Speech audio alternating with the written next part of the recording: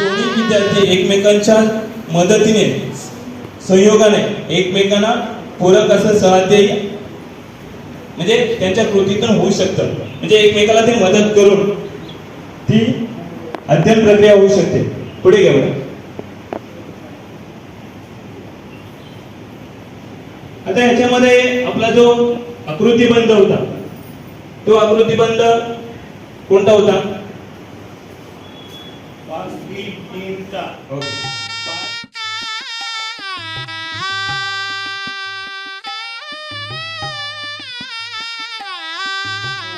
सक्त सूचना होत्या. म्हणजे आम्ही जेव्हा गेलो होतो त्याला की तुमच्याकडे स्वतःकडे पहिलीचा वर्ग पाहिजे, त्यांनी जिल्ह्याला मास्टर ट्रेनर म्हणून घ्यायचे. आम्हाला तिथे सूचना होत्या.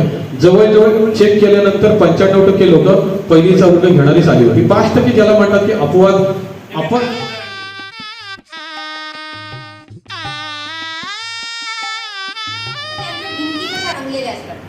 असतात ना, मग आपण लगेच समजतो की हा इथे कोणतरी लहान मुलं आहे.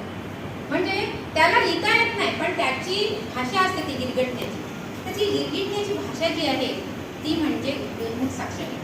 की लिहिता येण्यापूर्वी वाचता येण्यापूर्वी तो जे करत असतो त्याला म्हणतात उदयोन्मुख साक्षरता. आता ही जी उदयोन्मुख साक्षरता आहे तर त्याच्यासाठी त्या दृढ करणाऱ्या बाबी कोणत्या आहेत? त्यांच्याकडे जी वस्तू आहे आपली ते खुर्चीवर बसलेले आहे.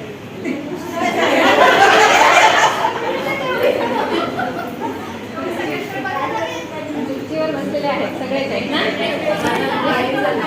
दुसरा क्लू सांगू? आणि चष्मा लावला. त्याच्यासाठी आपण साहित्य वापरलेलं आहे. चित्र काढलं, वर्णमाला काढलं, अक्षर करता आणि चित्र अक्षर करता. त्याचं मूल्यांकन करायचं आहे विद्यार्थ्यांना. अक्षर भाषेतील विशिष्ट ध्वनी आणि शब्द यांच्याशी खेळण्याचा आनंद घेतात. इयत्ता पहिलीचे अध्ययनानुभव आहे. यमक जुळणाऱ्या शब्दांची कविता त्यांना ऐकवायची. इयत्ता पहिलीची कविता आहे. टप टप टप टप टाकीत टापा चाले माझा घोडा, पाठीवरती तीन मखमली पाय पेरी तोडा. घोडा आणि तोडा. गाडीत बसल्या मैनाताई,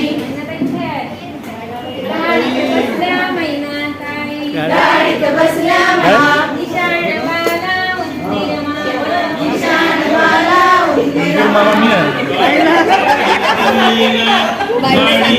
उंदीर मामा मी आहे.